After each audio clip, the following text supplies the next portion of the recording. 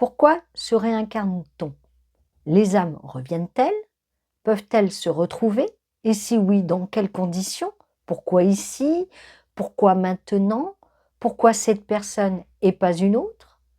Chaque rencontre compte, chaque lien aussi, mais tous ne durent pas et tous ne reviennent pas. Alors pourquoi? Pourquoi certaines âmes se croisent à nouveau et d'autres s'éloignent pour toujours? Y a-t-il un plan supérieur, une logique cachée, une mémoire profonde qui nous guide d'une vie à l'autre? Bienvenue dans Voyage dans l'inexplicable. Je suis Lorraine Jourdain, plus connue sous le pseudonyme de Lexa Marot. Je suis médium clairaudiente, auteure et conférencière. Depuis l'âge de 4 ans, je suis en contact avec les défunts. Je les entends, je les ressens, je dialogue avec eux, je les accompagne, je les observe, je les écoute quand ils viennent transmettre un message ou simplement veiller en silence. Et ce que j'ai appris, ce que j'ai vécu, ce que j'ai compris des âmes et de leur voyage, je vais vous le transmettre. Dans cette vidéo, je vous emmène au cœur des liens qui défient le temps, la distance et même la mort. Des parents, des enfants, des amours passés, des amis perdus. Et si ces âmes vous retrouvez? Et si vous les aviez déjà croisées? Et si cette vie n'était qu'une page d'un immense livre que votre âme écrit depuis des siècles? Ce que vous allez découvrir pourrait bien changer votre manière d'aimer, de perdre et de vous souvenir. Prêt pour le voyage? On commence maintenant. Le voyage de l'âme entre deux vies. Quand le corps s'éteint, enfin l'âme se détache. Elle quitte la matière dense et rejoint ailleurs. Ce ailleurs n'est pas vide, c'est un espace, un lieu subtil hors du temps, hors du monde. On l'appelle entre deux vies ou plan astral. Ce plan accueille les âmes passées et celles fatiguées. Une sorte, pour comparer, je dirais, une sorte de salle d'attente, mais spirituelle. L'âme s'y pose, elle s'allège, elle se stabilise, elle retrouve ses repères énergétiques et reprend son souffle. Ce repos est nécessaire pour sa reconstruction. Puis vient le moment du bilan de vie. Tout est passé en revue, chaque émotion compte. Ce que l'âme a appris, a raté ou a transcendé. Rien n'est puni, tout est compris, avec recul, sans jugement. L'âme voit ses choix passés, ses blessures, ses réparations. Elle comprend ce qu'elle a offert et reçu. Vient ensuite la préparation future, une autre vie, mais pas toujours tout de suite. Certaines âmes reviennent vite, très vite même. Pourquoi? Parce qu'elles sont prêtes, lucides, motivées. D'autres restent des décennies entières hors incarnation humaine. Pourquoi? Parce qu'elles doivent digérer une expérience ou parce que leur prochaine vie n'est pas prête. Parfois aussi, l'âme choisit de ne plus revenir ici. Elle devient guide, gardienne ou énergie tutélaire. Le délai dépend de son parcours, de sa volonté et de son niveau. L'âme suit un cycle sacré. Elle ne fuit pas. Elle évolue, elle apprend, elle se transforme de vie en vie. Elle grandit toujours. L'architecture invisible des liens d'âme. L'architecture invisible des liens d'âme, c'est, pour vous expliquer, c'est les âmes qui ne voyagent jamais par hasard seules. Elles avancent ensemble, par grappes, en famille spirituelle. On les appelle familles d'âmes. Elles se reconnaissent, elles s'attirent, se soutiennent ou se confrontent. Chaque lien a une raison, un but précis. Parmi eux, on retrouve aussi les âmes compagnes. Elles se croisent régulièrement sur Terre, pas toujours proches, mais toujours utiles. Puis viennent les âmes sœurs, des liens profonds, intimes et puissants. Ce n'est pas toujours amoureux, parfois frère ou ami fidèle. Vient enfin la flamme jumelle, j'en ai fait toute une vidéo là-dessus, même sur les âmes sœurs d'ailleurs. Alors la flamme jumelle, c'est un miroir parfait. Une seule âme scindée entre deux corps. La rencontre est intense, parfois même douloureuse. On se reconnaît au premier regard. Rien ne s'explique, tout se ressent. Mais attention, ces liens puissants ne sont pas toujours paisibles. Ils réveillent des blessures anciennes et poussent à l'évolution intérieure. Derrière ces rencontres, il y a des accords invisibles. On parle de contrats d'âme, des pactes passés avant de naître. Tu seras mon enfant, je serai ta sœur ou ton ennemi. Oui, même les épreuves lourdes sont parfois signées à l'avance. Non pour souffrir, mais plutôt pour comprendre, pour grandir ensemble. Ces accords se font librement. Aucun n'est imposé de force. Ils naissent d'un besoin profond d'évolution mutuelle. C'est pourquoi on retrouve souvent les mêmes âmes dans plusieurs vies. Les rôles changent, les visages aussi, mais l'essence reste reconnaissable. Les liens forts traversent les époques, car l'âme se souvient. Derrière chaque rencontre, une mécanique subtile s'organise en silence. L'architecture est invisible, mais les effets sont bien réels. Se retrouver ou non, ce que décide l'âme. Toutes les âmes ne se retrouvent pas à chaque incarnation terrestre. Et ce n'est pas une punition, c'est une question de chemin, de timing et de choix. Oui, l'âme choisit ses liens, mais pas à chaque fois. Parfois, elle doit s'éloigner, faire un détour, vivre autre chose. Le lien reste vivant, mais la rencontre n'est pas prévue. C'est une question d'évolution, de priorité profonde. L'âme avance selon son rythme, pas selon nos désirs humains. Voilà, il faut se le dire. Je le vois à travers vos commentaires, c'est pour ça que je précise ça. Alors, elle sait ce qui sert notre expansion réelle, même si cela implique de ne pas retrouver un être cher dans cette vie-ci. Parfois, l'absence est un acte d'amour absolu. L'âme choisit de ne pas revenir maintenant pour ne pas vous retenir, ou parce qu'elle vous pousse à devenir fort ou forte par vous-même. L'absence n'est pas un abandon, elle peut être une offrande, une manière de vous laisser évoluer plus librement.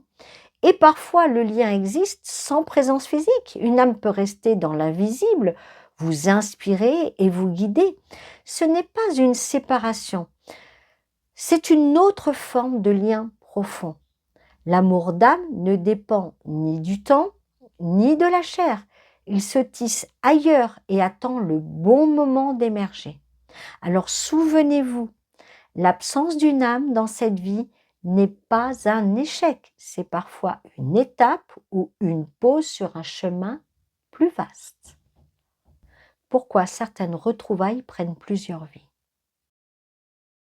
On croit que les âmes se retrouvent vite, qu'après la mort, on revient ensemble tout de suite. Mais l'âme a ses propres priorités invisibles. Tout n'est pas automatique. Rien n'est immédiat. Une âme peut revenir vite ou beaucoup plus tard. Parfois même plusieurs vies passent avant les retrouvailles. Pourquoi? Parce que l'âme a besoin d'autre chose. Elle doit grandir seule, vivre autre chose ou réparer un ancien cycle. Et l'autre alors? Il ou elle revient déjà? C'est la question qu'on peut se poser. Eh bien, je vous réponds oui, parfois. Mais ils ne sont pas au même stade. Il y a un décalage évolutif. L'un avance, l'autre retarde. c'est normal. Chacun évolue à son rythme. Alors l'un attend l'autre. Il revient, il repart, il patiente, et quand les deux âmes sont prêtes, elles se retrouvent. Mais parfois, il faut 3 vies ou 5 ou plus encore, hein. Mais le lien ne disparaît pas. Il reste inscrit dans la mémoire de l'âme. On se cherche, même sans le savoir. Et quand on se retrouve, c'est comme un soulagement profond. On ne s'explique rien, mais tout semble familier car on a attendu longtemps. Et ça, l'âme s'en souvient. Ce délai peut durer des siècles entiers. Mais dans l'espace de l'âme, eh bien, souvenez-vous, le temps n'existe pas. Tout se base sur l'évolution intérieure. Quand c'est prêt, la rencontre revient. Pas avant, pas après, juste au bon moment, le plus juste. On ne force rien. On n'appelle pas l'autre par caprice. On se prépare, on se nettoie, on s'aligne, et alors la vie suivante, ou celle d'après, hein, devient le lieu de retrouvailles. Ce n'est ni trop tôt ni trop tard, c'est exactement quand l'âme le décide, quand les liens d'âme deviennent des freins. Tous les liens ne sont pas légers ou doux. Parfois, l'âme retrouve une autre non pas pour l'aimer, mais pour solder une dette. Certains liens servent à libérer une souffrance ancienne. Ils sont lourds, instables, douloureux parfois. On croit reconnaître un amour, mais en réalité on revit une ancienne blessure. L'âme revient pour régler ce qui pèse, pas pour s'attacher encore. Parfois une âme vient nous confronter, nous secouer, nous pousser à changer. C'est un miroir karmique, un catalyseur intérieur. Ces liens sont puissants, mais pas toujours épanouissants. Ils réveillent des mémoires profondes, des colères, des peurs, des schémas anciens. Et si on ne comprend pas, on s'attache à ce lien comme à une nécessité. Mais l'âme ne veut pas qu'on s'enferme, elle veut qu'on se libère. Il arrive qu'un lien devienne une prison. Alors il faut le couper, avec conscience, avec respect, avec amour aussi. Car couper ne veut pas dire trahir. Couper, c'est reconnaître que ce lien n'élève plus et qu'il faut choisir sa propre lumière. L'autre âme le comprendra, peut-être pas ici et maintenant, mais ailleurs. L'important, c'est d'écouter ce que l'âme vous murmure, pas ce que l'attachement vous impose. Tous les liens ne sont pas faits pour durer. Certains sont là pour une leçon, pas pour l'éternité. Savoir dire stop, c'est aussi un acte d'amour sacré. Le libre arbitre et les retrouvailles manquées. Parfois, une rencontre était prévue, mais n'a pas eu lieu. Pourquoi? Parce que le libre arbitre existe. L'âme peut prévoir un lien, mais l'humain fait d'autres choix. Rien n'est figé. Même les rendez-vous les plus sacrés peuvent être contournés. Un choix de vie, un refus d'écouter, un blocage émotionnel et le lien, paf, se détourne. Il était là, mais la personne n'a pas reconnu. Ou bien elle n'était pas prête. Ou bien encore, elle a fui. Par peur, par confusion, par souffrance. L'âme respecte ce libre arbitre. Elle ne force jamais. Elle attend ou repart. C'est pour cela qu'une rencontre semble incomplète, étrange ou même inachevée. C'était prévu, mais cela n'a pas abouti. Ce n'est pas un échec, c'est un report, une nouvelle chance dans une autre vie. Le lien n'est pas rompu, il est suspendu. Parfois, une autre personne entre alors dans votre vie. Elle n'était pas prévue, mais elle vous correspond maintenant. L'âme ajuste le parcours, elle reprogramme avec souplesse. C'est ça le grand mystère. Un plan d'âme, mais jamais rigide. Chaque choix retrace le chemin. Chaque ouverture crée une nouvelle possibilité d'amour. Alors n'ayez pas peur d'avoir manqué quelque chose. Si c'était vraiment essentiel, vous le croiserez à nouveau. et peut-être plus fort, plus vrai, plus aligné. L'âme ne juge pas, elle adapte, elle vous accompagne, même quand vous vous perdez. Quand une âme décide de ne plus revenir. Certaines âmes ont terminé leur parcours terrestre. Elles ont tout vécu, compris, réparé, transcendé. Elles ne reviennent plus dans un corps. Mais elles n'abandonnent pas les autres âmes autour d'elles. Deux choix s'offrent alors à ces âmes. J'en ai parlé dans une autre vidéo. Elles peuvent devenir guides, présences aidantes, murmures invisibles. Elles accompagnent leurs proches incarnés. Elles soufflent des intuitions, ouvrent des chemins, protègent en silence. Elles restent en lien actif et vivant. Mais parfois, elles ne guident pas. Elles ne s'approchent pas de ceux qui continuent. Elles n'envoient ni signes, ni rêves, ni messages. Elles attendent. Elles restent dans un plan plus élevé, un espace de repos, de lumière, de complétude. Elles attendent que leurs proches atteignent ce même niveau. Alors seulement, là, elles se retrouvent sur un plan au-delà de la matière. Ces âmes ne se montrent pas, mais elles existent. Elles observent, elles accueillent, mais sans intervenir. Elles ne sont ni absentes ni distantes, je le précise bien. Elles sont dans une paix trop grande pour revenir. Et quand vous terminerez votre cycle, à vous, vous les retrouverez. Ce sera doux, simple, naturel, évident, comme si vous ne vous étiez jamais quittés.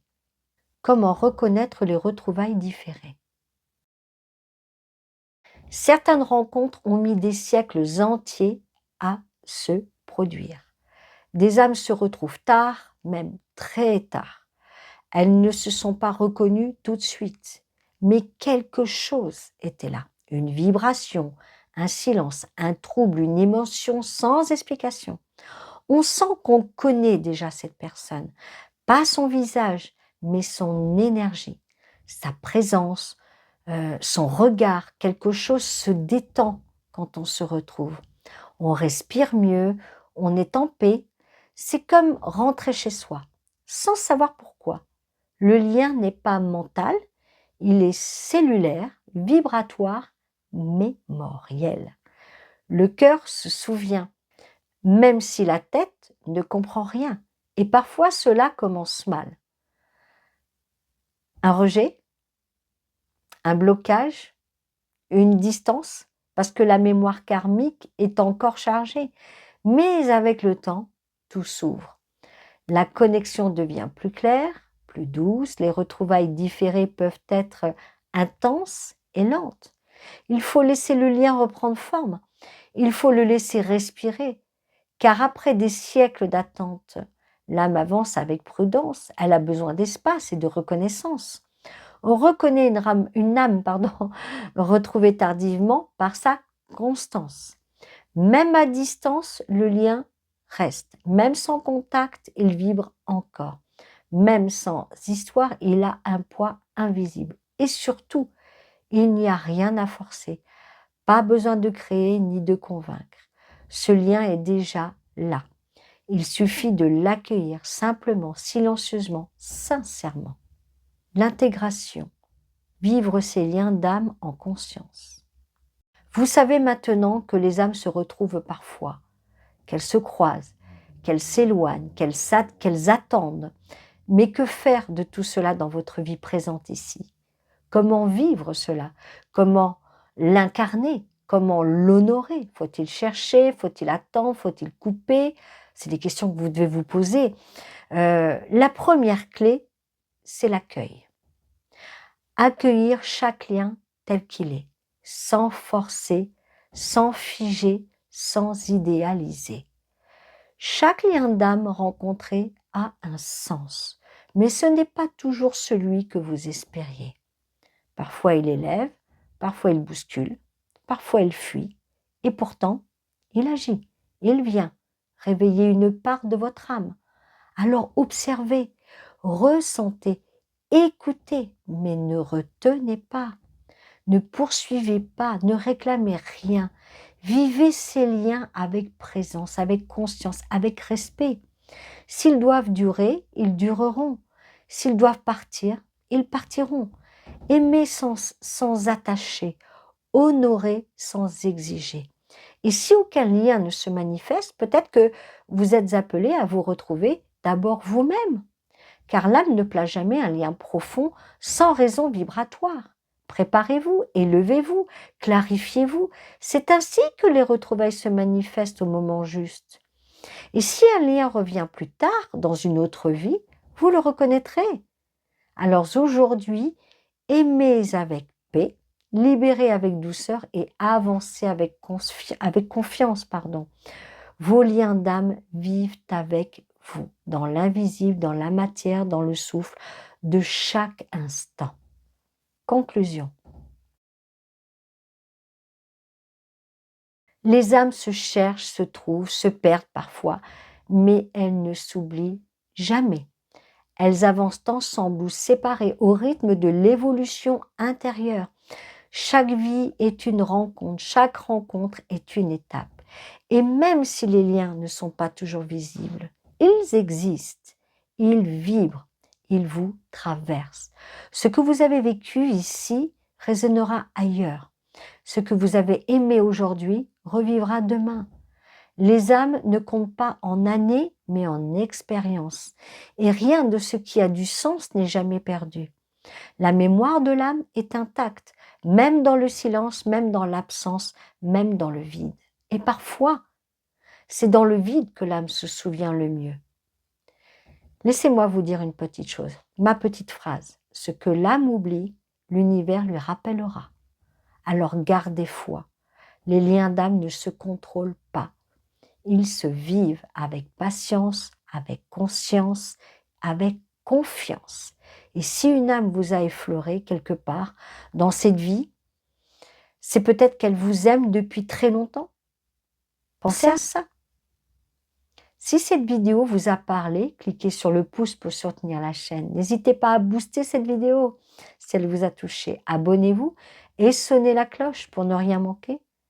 Et je vais vous dire maintenant à très bientôt pour un nouveau voyage dans l'inexplicable.